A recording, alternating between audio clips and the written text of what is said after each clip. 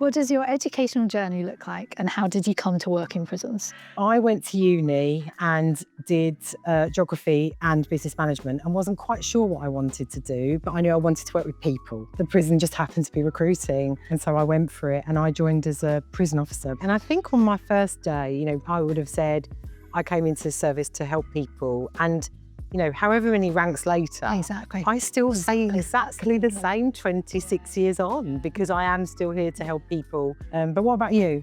So I went to university, I did psychology and criminology at university, and then I knew I wanted to be a governor. I don't know what it was, I'd never been in a prison, none of my family had worked in prisons, started as an officer, and then, yeah. So what was your friends and family's reaction then when you said you want to join the service? My mum was really excited, a bit intrigued. Yeah.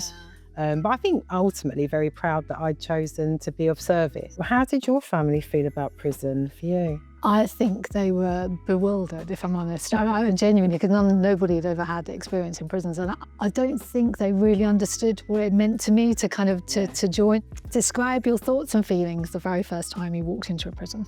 I remember thinking, what is this going to feel like? You see a big gate and a big wall, and suddenly you're inside it. And for me, immediately at that point, it felt quite normal. It felt very controlled and actually much calmer than I thought. Yes. I remember feeling, because of course you would, wouldn't you? Anxious. A bit like, crikey, I'm going to a prison, what's it going to be like? Yeah. But just like you, actually, once I was on a wing, I genuinely felt like, oh yeah, this is where I'm going to work, and compelling really in a way. This is a big one. Yeah. How did you feel the very first time you were in charge of a whole prison? You are setting the tone for this place about what leadership is going to look like, and about how you're going to treat staff, and about how you're going to respond to prisoners, and just everyone looking at you really early doors for, how's she going to do that? And people taking their cue from you, but also just how helpful everyone was. And also I think, genuinely no 2 days are the same running a prison, are they? But it's not in a chaotic way. It's just that it will throw at you all sorts. And it becomes an adventure to run, and you soon work out with the team how you're going to work with the team. Just a huge sense of responsibility, pride, and I just wanted to get on with it. Yeah. And learning, just how parts of the service works, and all of these kind of bits, how you put together the puzzle of a prison. Yeah. And then kind of be in charge of the puzzle. All of those things really matter. Yeah. And you really feel it when you've got your own prison. It's the best job, isn't it? It's the coolest job in the world. I would still love to run a prison. If you're thinking of applying, there is nothing like being a governor as well. The biggest life lesson I've learned in working in prisons and then running them is never to take anything for granted, and to be kind. I think that gets you a long way in this service, because you can get weighed down in judgment, and you couldn't run this job with judgment. And so I think I've just learnt to take everything on face value, to trust unless it's broken, and be half glass full about the world. What advice would you give to people thinking about applying to the Future Prison Leaders programme? And what are the characteristics and qualities that you think are needed?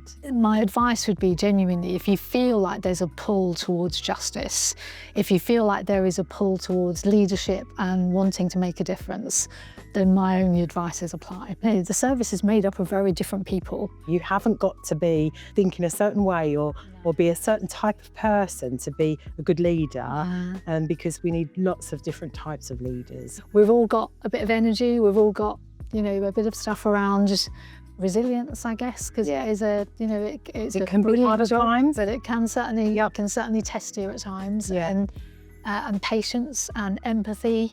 If you want to see sustained difference for our children and the future generations, then this absolutely is the leadership challenge for you. It's just so much bigger than the building with the wall around it that we might drive past. It's really part of the fabric of the way this part of our country runs. Just hugely exciting to be part of that. What are some of the myths about working in a prison that you can debunk, Sarah? I don't watch prison on telly. No, not at all. because I find it doesn't really represent what I've learned over the last quarter century. Yeah. I think lots of people have myths about that prisons are very scary environments, or that they're very lonely environments, or they can just feel quite austere. Whereas actually I feel they're quite a community environment actually. Even in really difficult days, even in really difficult times sometimes, there's always something good happening. So Michelle, last question. Are you proud of where you are now and what you've achieved? That feeling that you belong to something Yeah. that is bigger than you. Yeah. It is quite something, isn't it? I mean, you do look back, don't you, and think, you know, I did that. And I didn't do any of it on my own. I was, you know, really well supported, and the service has been family. It has been my whole life, my life's work. Yeah. There's nothing like this service for, if you want to get on and you really want to feel like you can make a difference in an organisation, we are one of the last great meritocracies, I think. Yeah. There's nothing stopping you apart from, you know, the limits of your ability and how far you want to go. I think also looking at, if ever you see jobs or people have left us to go to other things, it just never sounds as exciting. Is there anything as good as a prison? Treat it.